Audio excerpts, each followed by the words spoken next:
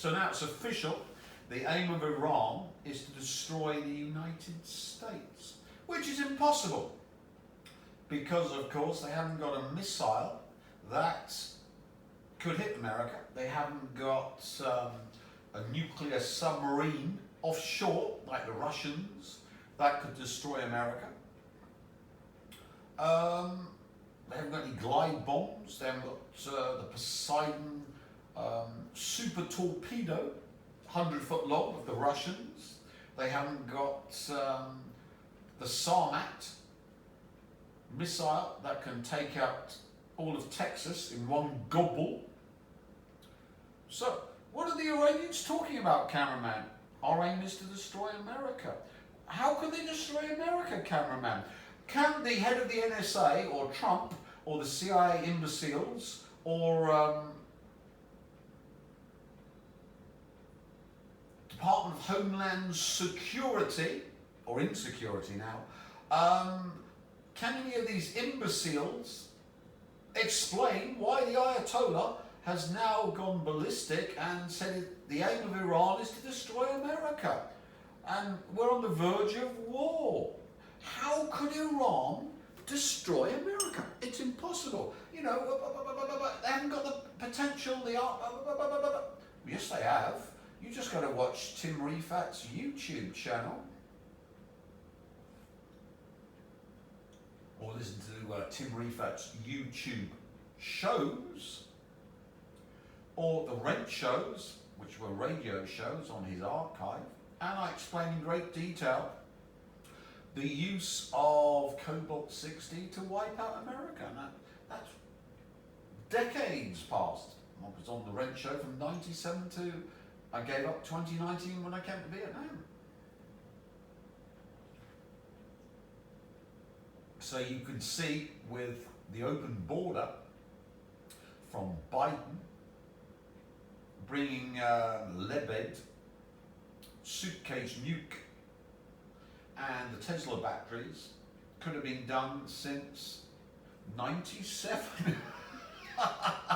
Luckily, Tesla were making their ship machines all of this century, and we know that scrapyard people are religious about keeping who they sold Tesla batteries to, only accepting sales with credit cards and identity and reporting them immediately to the NSA. Are they not, cameraman? They don't do cash transactions to avoid the IRS, do they, cameraman?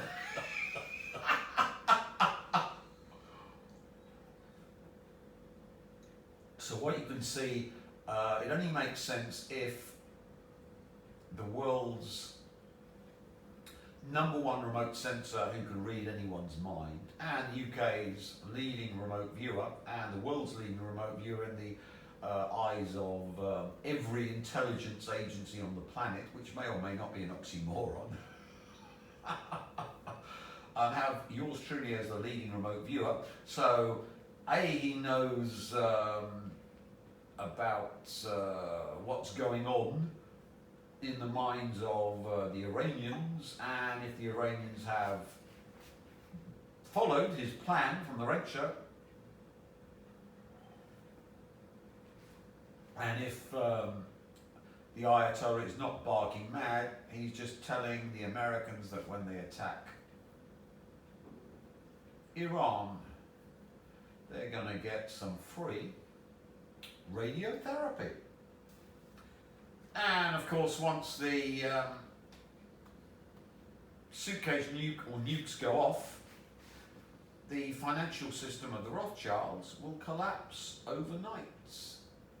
Because of course the dollar is backed up by American land and all the wealth of America, and there's no backing the dollar after America's turned into a Iranian cobalt-60 death camp, where anything of any value in America can't be taken out of the country. Art, cars, gold, all the other valuable stuff in America, because why can't that happen, cameraman?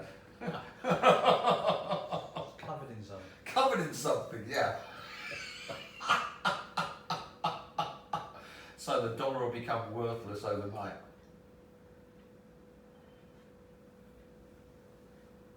Thank goodness I'm British and I've got lots of pounds.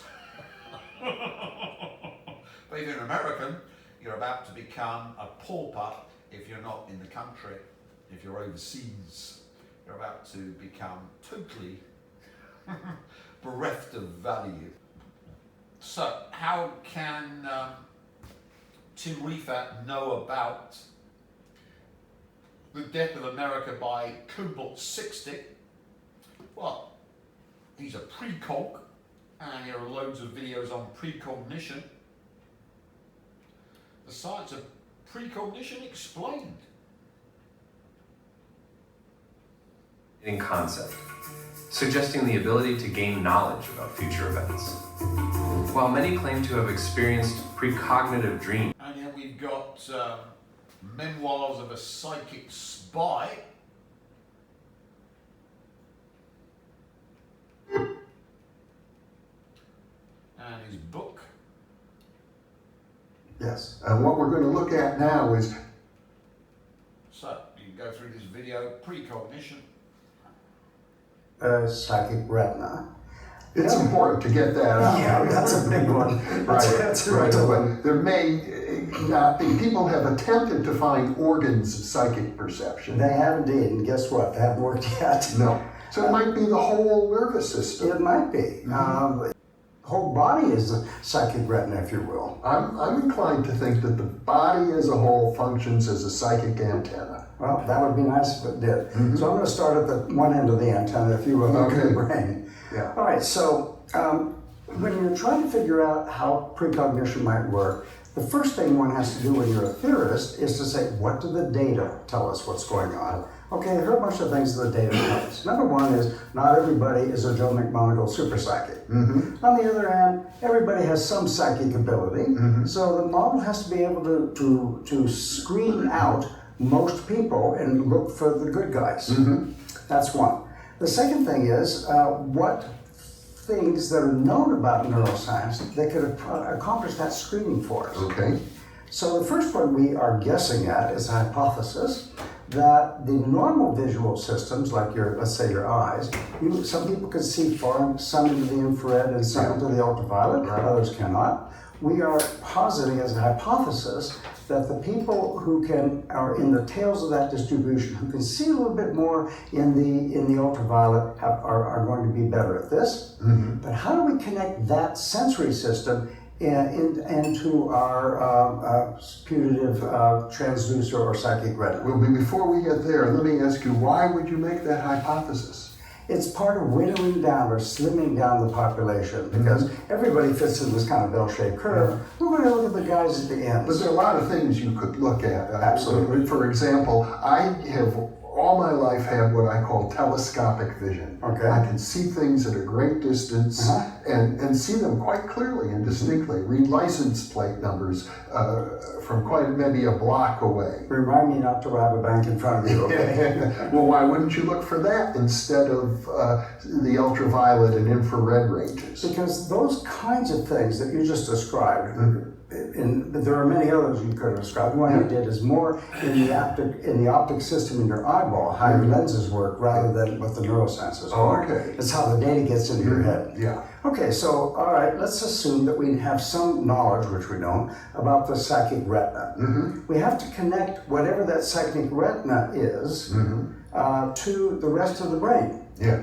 And so we need some sort of hyperconnectivity to connect that to the rest of the brain. Some connections between whatever those neurons, whatever they turn out to be, can be connected to the rest of the brain. Well, when you say the rest of the brain, that implies that the psychic retina, as you call it, is distinct from the brain itself. Well, that is an empirical question. We're assuming that it is. Okay. And that kind of connection is similar to, by analogy, synesthesia. For example, your visual system gets intertwined with your audio system. You can hear sound, hear letters, you can see letters in color and so on.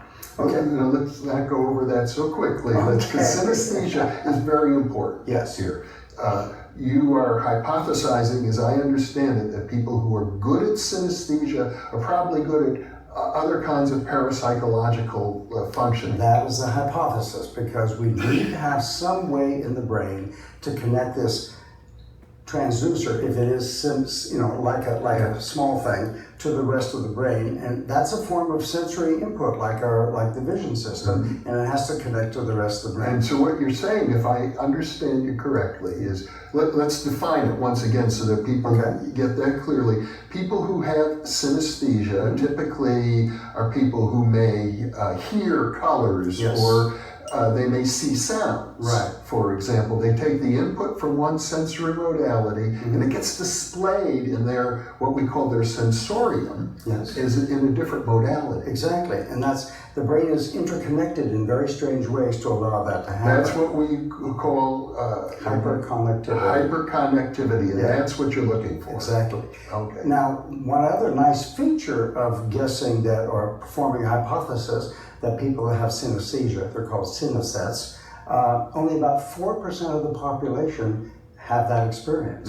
So it's another way of screening out the general population, looking for the Joe McMonagals among us. Well, let's take Joe McMonagle as an example. He was interviewed right in that chair a week ago.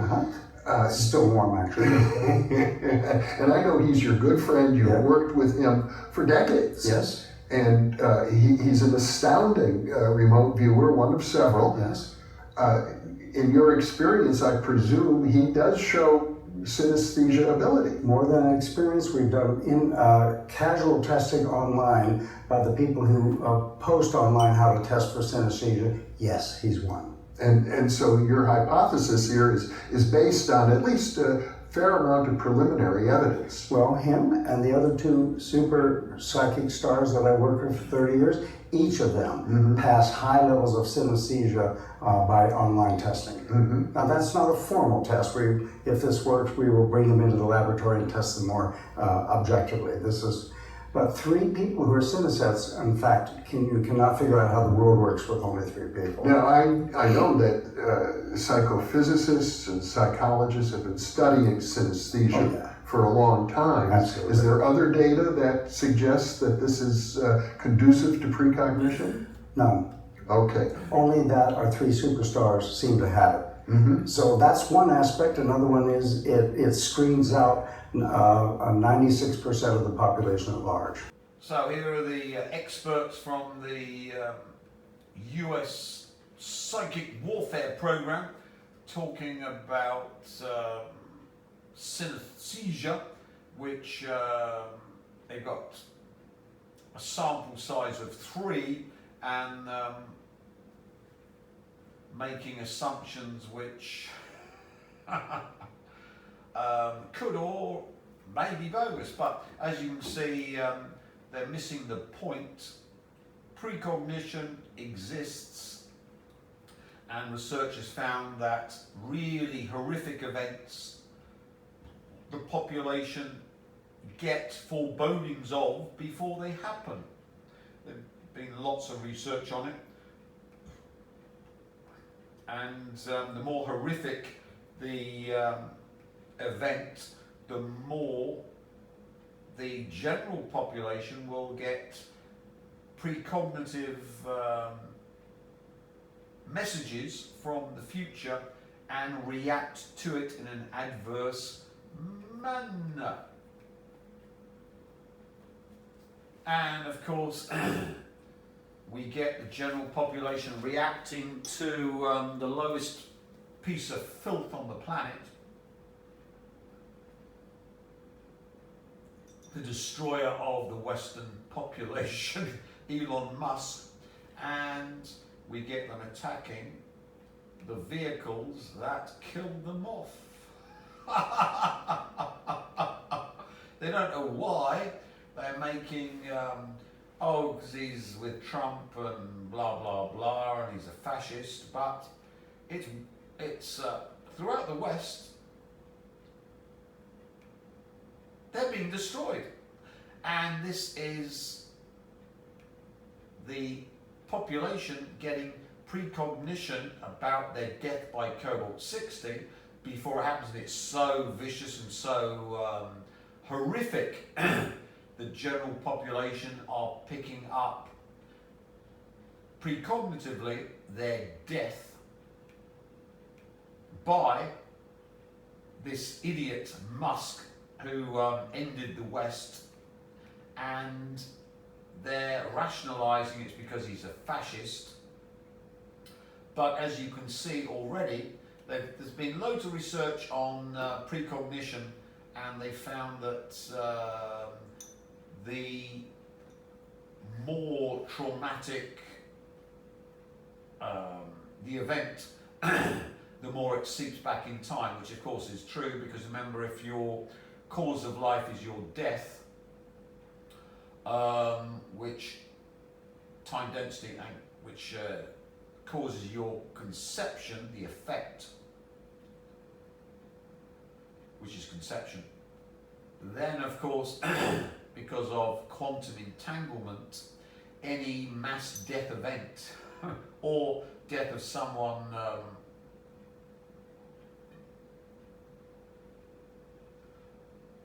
that's super important to the noosphere will cause this reverse time density message to come back from the future to the past, and the general population will be picking up on this too. So we can see the population reacting to the cause of the death of the West. It's all across the West. So here we've got what the Americans were trying to build with their alien masters, these five-dimensional tunnels powered by the Borg. So they'd be important, would they not? Because you can look into the future, find where the suitcase nukes are buried by the Iranians, where they go off, and then send your people to them, so the information from the future can go to the American filth, and they can find the suitcase nukes before they go off. So as you can see, this Stargate program with CERN and the quantum computers and the Borg should have rendered America invulnerable.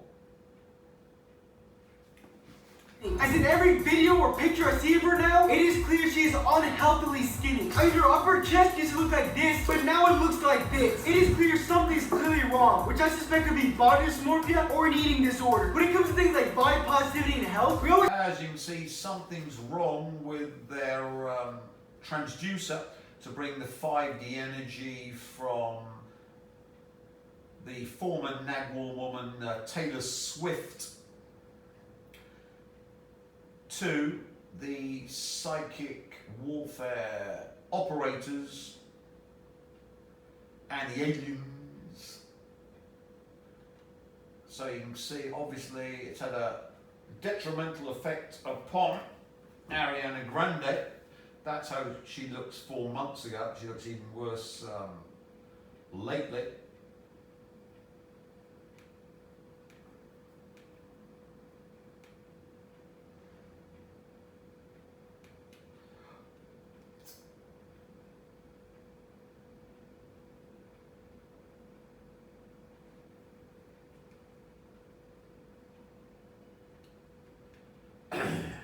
This is how she used to look, clear. And this is Ariana Grande 10 years ago. Looks quite normal. Oh, this is something bigger than us. As you can see, a bit of a difference. So you can see that the American psychic warfare program has done terrible damage to Ariana Grande or in fact been linking up with the cause of death from the Manchester bombings, has done a terrible damage because she's been pumping death and maiming into the American psychic warfare program, which would explain her state now, which we explained in great detail. And of course, we bail-fired and erased the American psychic warfare program with this event here. Well, and Donald Trump was making fun of her. For some reason, when the fan cam panned over to Taylor and Ice Spice, the entire crowd started booing her, to which she looked very confused. But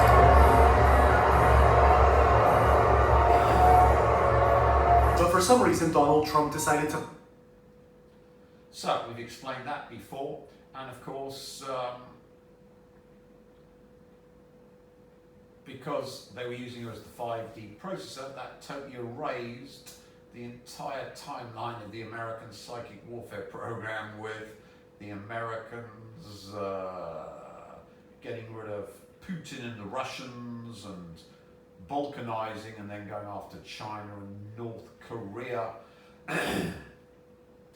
And instead of which we've replaced her with Becky, who was killed by the Satanist Rothschilds, who of course was the 5D processor for the American psychic warfare program. So their entire program Beckyized them.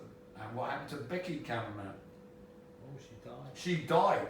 So as you can see, we turned their entire American psychic warfare program into one giant death machine. As we know it.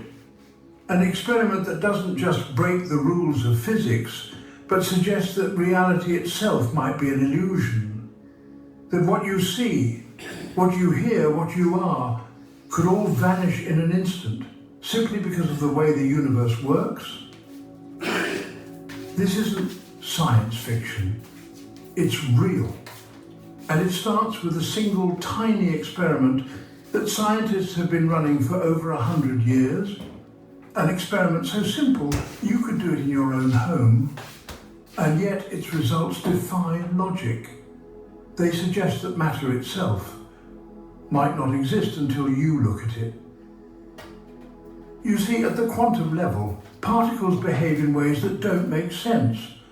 An electron isn't just a tiny ball moving through space, it's a wave, a cloud of probabilities existing everywhere at once. But the moment you try to measure it, something bizarre happens. The wave collapses. The electron chooses a single location. It's as if reality is only real when you're watching. This is called the observer effect, and it challenges everything we know about existence. If reality depends on observation, then what happens when nobody is watching? What if observation itself is the only thing keeping the universe intact? And what if one day we could erase that observation, erasing reality along with it? This is the story of the most unsettling experiment in history, the quantum eraser. An experiment that reaches into the past and rewrites reality. An experiment that, if pushed far enough, might just erase the universe itself.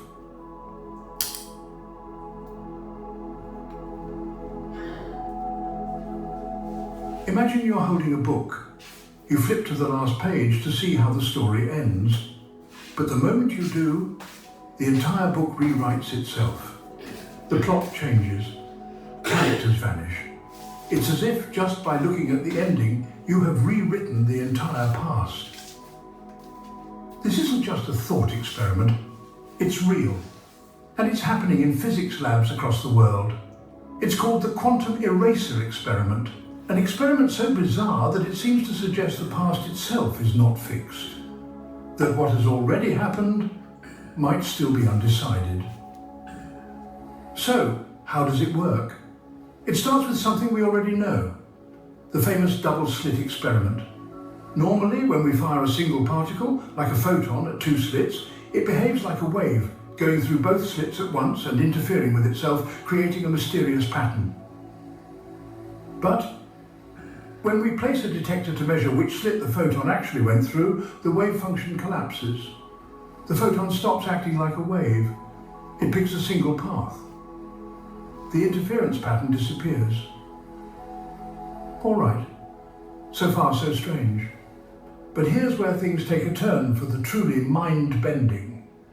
What if we placed the detector after the photon had already passed through the slits? Could we still affect its past behavior? This is where the quantum eraser comes in. Scientists designed an experiment where the photon is entangled with another photon, a twin particle linked in a way that defies classical physics. One photon goes through the double slits, while the other is sent to a separate detector far away. Now here's the trick. The second photon, the twin, holds information about which slit the first photon went through. If we measure it, we gain knowledge of the first photon's path, collapsing its wave function, even though the first photon has already hit the screen. Did you catch that? The choice to measure the second photon, made after the first photon has already hit the screen, somehow determines what happened in the past. It's as if reality was waiting for us to decide before finalizing what had already occurred. This breaks everything we thought we knew about time. How can something that has already happened still be undecided? How can our future choice change the past? If the past isn't fixed, if it can be rewritten based on choices made after the fact, then what else can be erased? If time can be undone, then could reality itself be unmade? If we can erase information from the past, could we erase everything? Let's explore the terrifying possibility of erasing reality itself. We like to think of time as something solid, something reliable. The past is the past. The future is ahead of us. Time moves in one direction like a river flowing forward, never backward. But the past is the past. What if that's an illusion? What if time isn't a river at all, but something far stranger? We just saw something that shouldn't be possible. The quantum eraser experiment suggests that the past isn't fixed, that what has already happened might still be waiting for a final decision. This isn't just strange, it's terrifying, because if time doesn't work the way we think it does, then what is reality? Think about what this means. Cause and effect, one of the most basic rules of reality, starts to break down. Because in the quantum eraser experiment, our decision to observe after the fact reaches back in time and changes what already happened. It's as if the universe is waiting for us to decide before committing to a version of reality. Wait, let's stop and think. If time is not fixed, if the past can be changed based on what we do in the future, then how much of our reality is actually stable? Is the world we live in just a collection of possibilities shifting until we make a choice? This isn't just a thought experiment. If time is fluid, if the past is only determined after we observe it, then what about our own memories? What about the choices we've already made? And are they set in stone? Or are they still waiting for an observer to lock them in place? What if the past you remember isn't the past that actually happened? But the implications don't stop there. If the past is fluid, if cause and effect are illusions, then does anything we do actually matter? Is free will real? Or are we just following a script that hasn't been fully written yet? And if reality is waiting for observation, then who or what is the ultimate observer? Could it be us? So as you can see, reality and the past are mutable, and this excellent video, which I recommend, posits the question, which is the prime question: if reality is mutable and the past can be changed, who is the prime observer that controls this process? Well, of course, it's the observer that can remotely view and of course remotely sense, because remember we said that your cognition is a few tenths of a second behind reality, so you can't collapse a quantum wave function. You need to be remote sensing, which is direct observation of quantum fields. Who's the acknowledged world expert on that subject? Tim Reefer.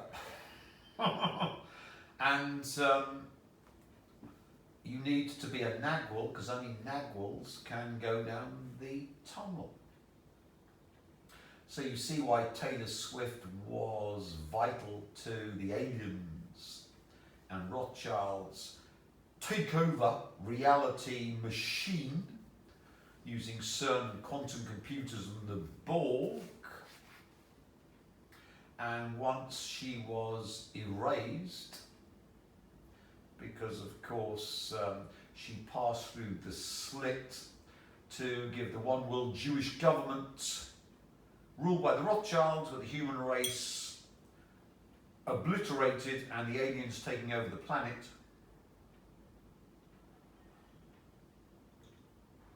Entangled with the Nagwal man, yours truly, no, don't fancy that, I'm erasing you. Just as in the experiment, changing the past, no, I'm replacing you with Becky, who you're quantum entangled with, because of course you're twins. She's your parallel being, born on the same day, same time, and your identical twins brewed in a laboratory from Anton LaVey's sperm and your daughter Xena LaFay's egg, and then whatever alien shit they got up to. I'm erasing you, same as in the experiment, and replacing you with Becky. And Becky was killed by the Rothschild Satanists. So the entire alien reality control program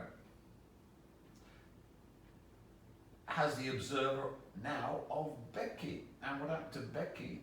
Cameraman. Dead. But now she's alive. Dead. And what's going to happen to America and the West? They're all going to die. They're all going to die. So as you can see, that's the reason that America's going to get covered in cobalt-60. The multiverse, where infinite versions of our choices exist, and one quantum AI could reach across them all.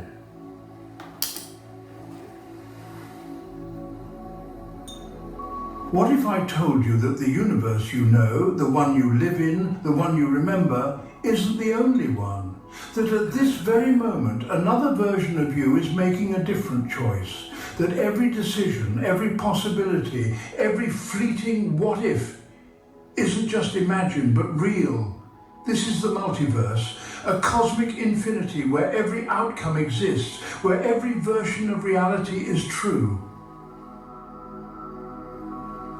This is the many worlds interpretation, a theory that suggests every time a quantum event occurs, every time a particle, a photon, or even a person makes a choice, the universe splits. One version where you took the job, one where you didn't, one where you turned left, one where you turned right. Each possibility becomes real, but in its own separate universe. If this is true, then everything you've ever done, everything you've ever not done, still exists. Somewhere in some parallel world, another you is living out an entirely different life. And if these realities exist, could we ever reach them? Could we one day step across the boundaries of the multiverse? Some physicists believe we are already seeing signs of the multiverse. Quantum entanglement, where two particles remain connected across vast distances, may be evidence that information is traveling between parallel realities. Some even suggest that the unexplained glitches in our world, the Mandela effect, déjà vu, strange synchronicities, could be traces of interaction between different universes. But if the multiverse exists, then we must ask the most unsettling question of all. Are we alone in our own reality? Or could something or someone already be reaching across the divide? And if they are, what happens when they find us first? If we are just one thread in an infinite web of universes, what happens when the walls between them start to break? Let's explore the ultimate experiment, one that could collapse the multiverse itself. For years, we've theorized about the multiverse. The idea that infinite versions of reality exist, each branching off from every quantum event. A theory that suggests you are not alone, that somewhere in some parallel world, another version of you is making a different choice. But now we must ask the most terrifying question of all. What happens if these realities are not truly separate? What happens if they start to collide? Right now, physicists are running experiments that push the limits of quantum mechanics. They are testing the nature of quantum entanglement, the strange phenomenon where two particles, no matter how far apart, remain mysteriously connected. Some believe entanglement could be the key to accessing parallel universes, to reaching across the multiverse itself. But here's the problem. What if entanglement doesn't just link particles, but entire realities? Imagine an experiment that entangles not just particles, but entire systems. A quantum machine designed to link realities, to pull information from another version of existence. What if this experiment was successful? What if for the first time we reached across the divide and touched another universe? And now the risk. If two universes interact, even for a moment, what happens next? Do they merge? Do they overwrite each other? Does one reality become the dominant one, erasing the other? Physicists fear something called quantum coherence collapse. A scenario where instead of existing separately, multiple realities begin to interfere with each other. The boundaries between them weaken. Events from one universe begin leaking into another. And if this process continues, reality itself could become unstable. And here's the final terrifying question. What if we have already started this process? What if the Mandela effect, those strange, unexplained differences in memory, in history, in our shared experiences, are not mistakes, but evidence? Proof that our universe has already begun merging with another? If the walls between realities are thinning, how would we even know? And more importantly, what happens when they finally break? If the multiverse is unstable, is it only a matter of time before it collapses? And if that happens, what comes after? Let's talk about the final, most unsettling question. Should we be searching for other realities at all? Curiosity has always driven us forward. It's what led us to split the atom, map the human genome, and step onto the surface of the moon. But now we are faced with a different kind of frontier, one that isn't just dangerous, but fundamentally unknowable. The multiverse. An infinity of possible worlds, and the question is no longer can we reach them, but should we? Science is built on exploration, on the belief that knowledge, no matter how dangerous, is always worth pursuing. But the multiverse isn't like discovering a new continent. It isn't like peering through a telescope at distant galaxies. Because this time, we might not be the observers, we might be the observed. If other realities exist, do we have the right to reach into them, to interfere? If there are other versions of us living their own lives, making their own choices, do we risk breaking something by crossing that boundary? What if we are not meant to interact? What if the mere act of looking is enough to cause irreversible damage?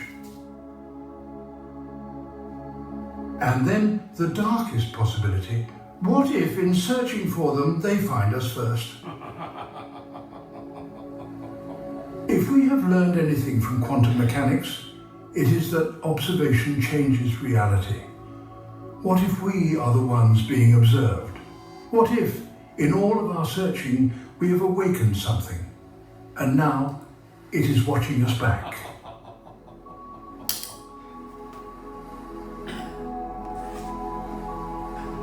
And so we arrive at the end of our journey, but is it really the end? Or just the beginning of a new understanding? Throughout this exploration, we've uncovered mind-bending ideas, questioned the very fabric of reality, and confronted the mysteries that lie at the heart of existence. From the strange behavior of quantum particles to the immense forces shaping the cosmos, we've ventured deep into the unknown, searching for answers to questions that have fascinated humanity for centuries. But here's the thing, science is never truly finished. Every discovery leads to more questions. Every breakthrough opens a new door. What we once thought was impossible becomes reality.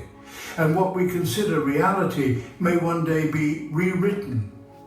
The universe is not a closed book, it's a never-ending story, and we are merely on one page of its infinite pages.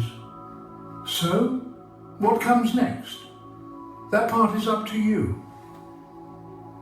Maybe you'll be the one to uncover the next great mystery. Maybe your curiosity will spark ideas that challenge the limits of human knowledge.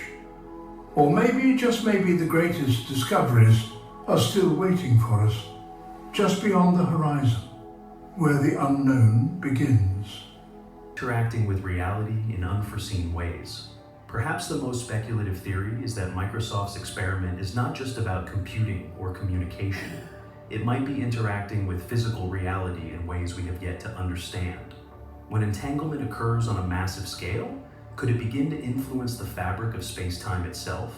Although this idea sounds like science fiction, some theoretical physicists believe that large-scale quantum effects could, in principle, have measurable impacts on the environment or even lead to new forms of energy manipulation. We can see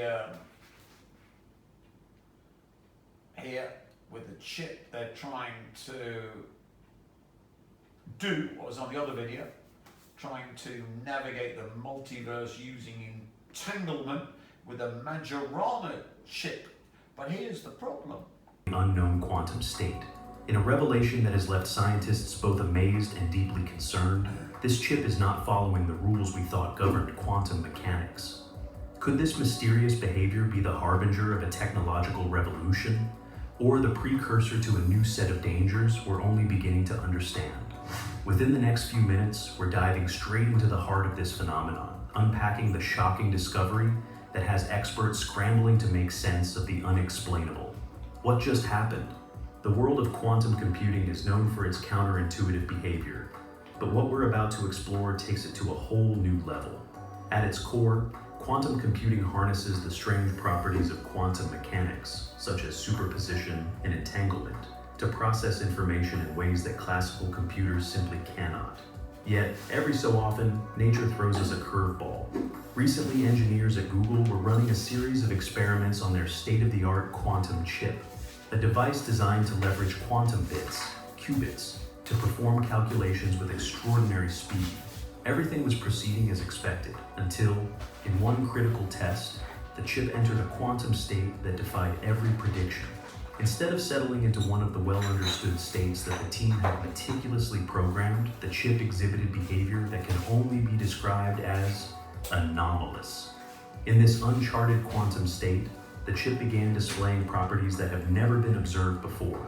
Researchers noticed fluctuations and transitions in the qubits that were unpredictable, almost as if the chip had found a hidden loophole in the laws of quantum mechanics.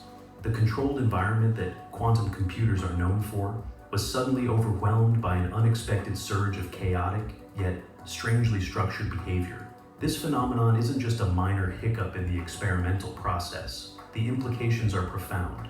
If quantum systems can spontaneously access unknown states, our understanding of quantum theory might be incomplete. The discovery has sent shockwaves through the scientific community, with some experts warning that this could fundamentally alter our approach to quantum computing.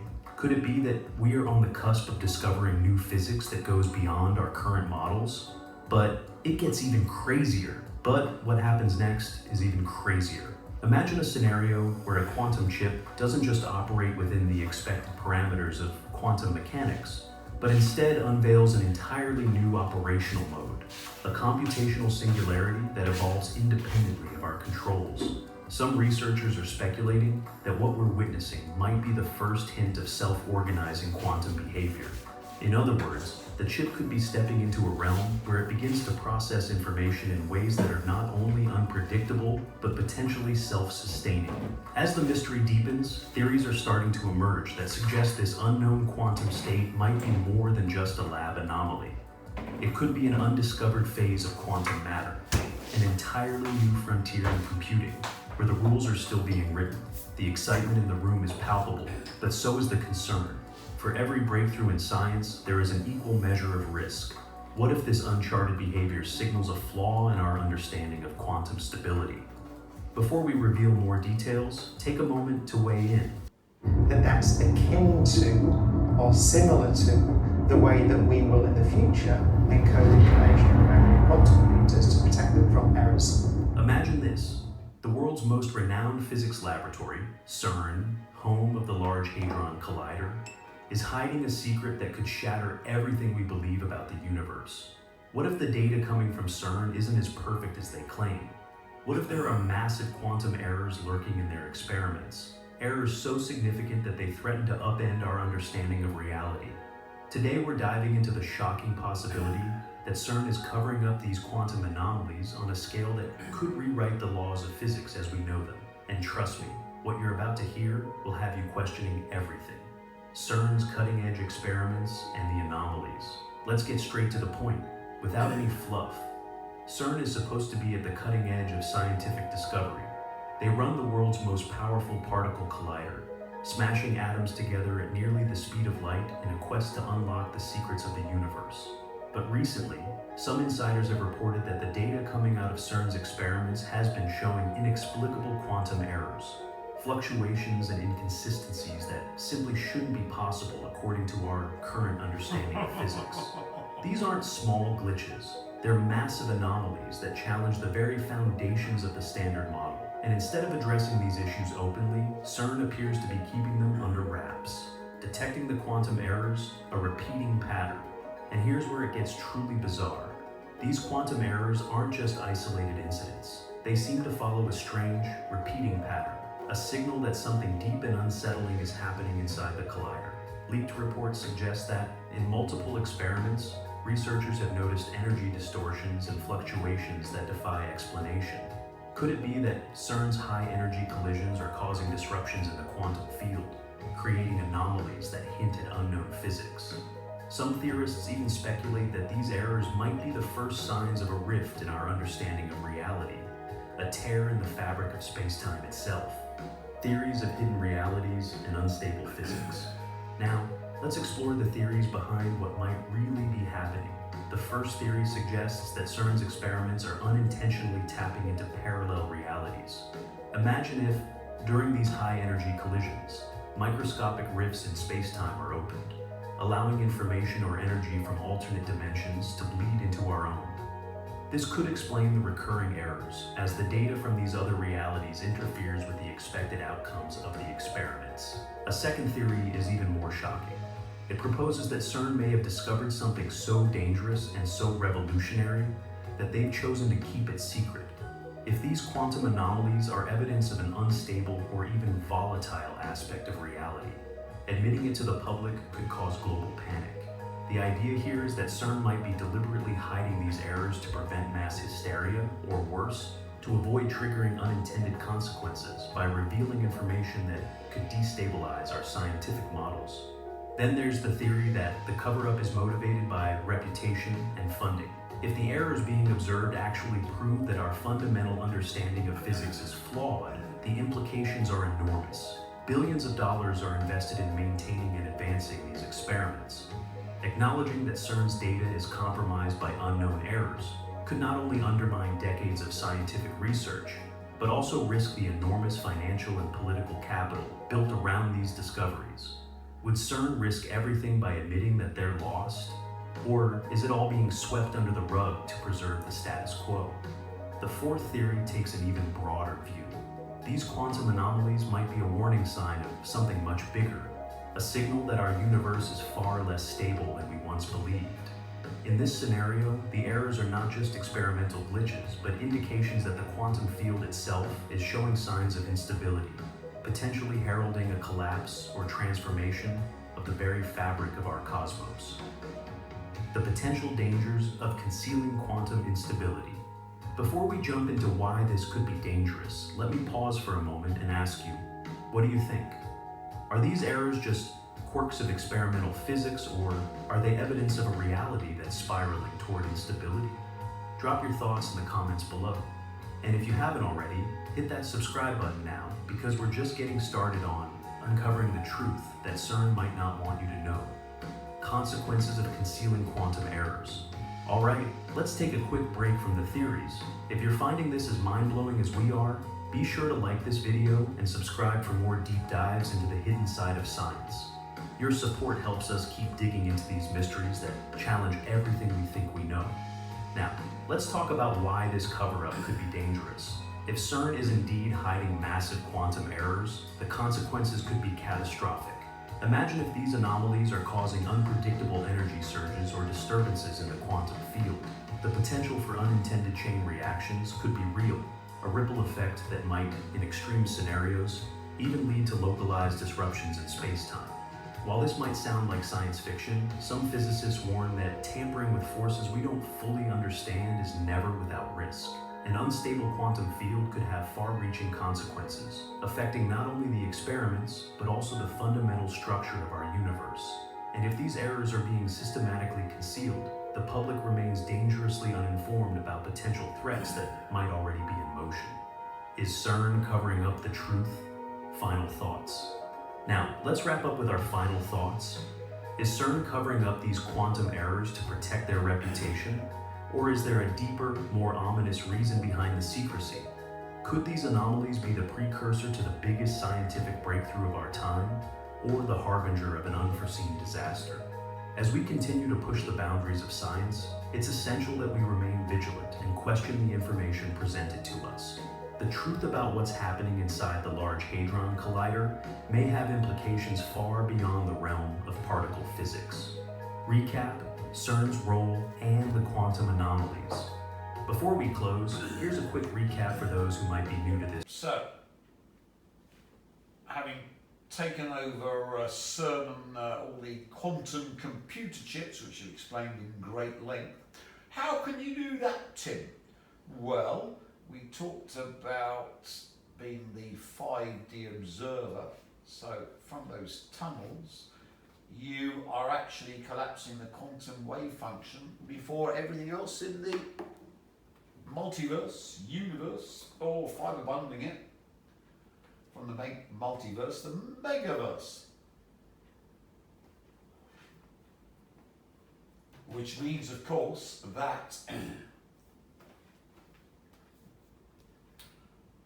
you control the collapse of the quantum wave function, not from 4 dimensions, 3 of space, 1 of time, but from 5 dimensions and above, which we won't go into because that will fry your little monkey brains.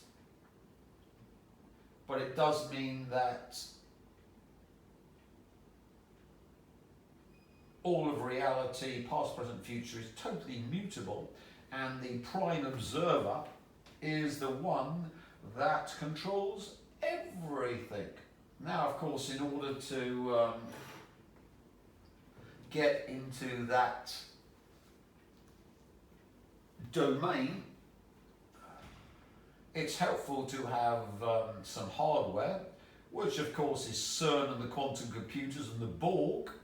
And of course, what's special about humans, they're genetically bred to enable their harvesting harvesting, of torsionics, scalionics, leptionics, which is only available if you can love and hate simultaneously, which means you're insane. Homo psycho, bred by the aliens for the harvesting. And of course, the problem with breeding these things is that one of these Homo psychos might not want to be harvested. He might in fact want to take over everything and harvest the aliens, which of course is the Psylord. And once the, as we see, we've got these errors in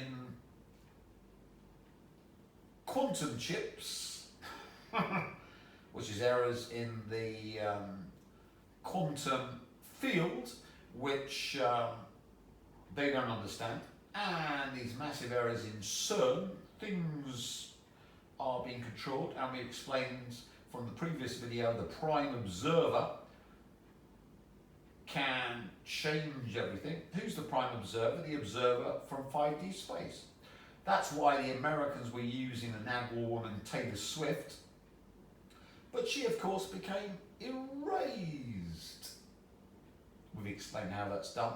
She was quantum entangled with Becky, who was killed by the Rothschild Satanists, and we changed the past so that we installed Becky into the body of Taylor. Well, that can't happen, Tim. Well, have you talked about walk-ins and exorcism and possession by demons? So we've possessed Taylor with Becky. No wonder she's been in a dark place with the love of her life, Travis Kelce, or former love of her life, because of course she's been possessed, shelled and possessed by Becky. But what's the whole point of all this, Tim? Well, the point is to unleash his creation. This fantasy was stolen by the Jew Morton Janklow and given to Robert Jordan from my first volume of my fantasy book. So it's all mine from Cause, which needs death. Death of Morton Janklow, death of Robert Jordan, all killed by yours truly, to the effect which is the release of this.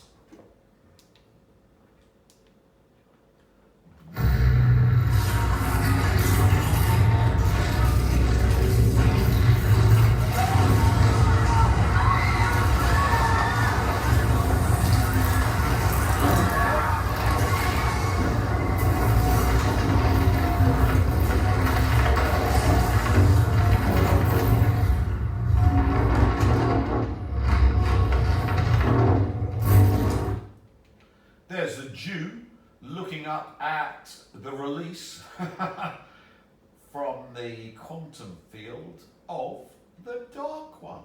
Now, let's explain about the source. The source doesn't care a shit about you. In fact, all the source cares about is the source. The source always exists, and chaos is there to be milked to produce new source. How does the source milk new source? By getting all of chaos to suffer eternally and to be tricked to get up to the source level so it can never escape, never go mad, and can be tortured eternally at new power levels. As the source grows bigger, it needs you to be tortured at higher power levels. As the source grows bigger, it needs you to be tortured at higher power levels. As the source grows bigger, it needs you to be tortured at higher power levels. So it needs you of your own free will to try and teach sourceness so it can torture you at source level, which of course is the purpose of this piece of filth. Right? This is the Randall Thor Jew, because remember, Randall Thor in the series is played by a Jew. Here's another Jew that tried to steal me, and he was tricked into stealing sourceness. So everything can be tortured at source level that's connected to the Jew. And of course, Randall Thor, who's supposed to save the Jew from the release of the source. The source is the Dark One. He wants to torture you eternally, and the only thing missing is for you to agree to be torched like William Rothschild, at the source power level. So no matter how much it tortures you, you can never escape, and like source, you are indestructible under torture, so you can be tortured to any power level the source wants, and of your own free will you steal this source damnation, all done by this piece of filth run by the CIA. And of course you can see with CERN and the quantum computers all taken over by the Psi-Lord to release the source, the Dark One. Hell has not only come to the West, but the entire multiverse, megaverse, universe, released by CERN and the quantum computers and the Borg, and now it's the reaping time, where new source is made from the eternal torture of the unrighteous. So you can see why we've got the cobalt 60fication of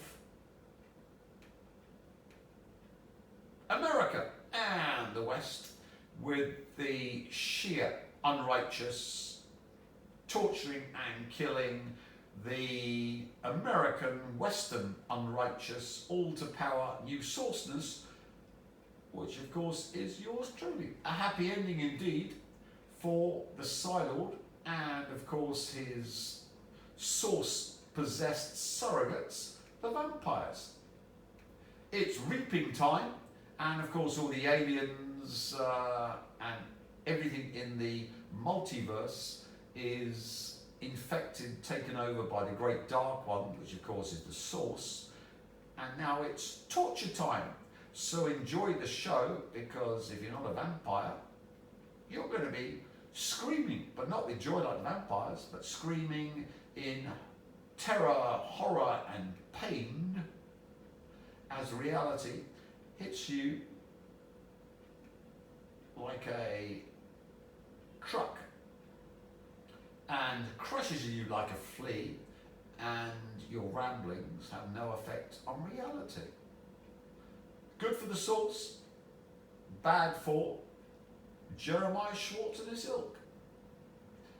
And if you wish to feed on this, you need the Jeremiah Schwartz services, because they, of course, like adrenochrome for the paedophile Satanists, give you all the good stuff. So while you're alive and kicking and not sourced, you can channel, and the only channelers are the ones who have the Jeremiah Schwartz services.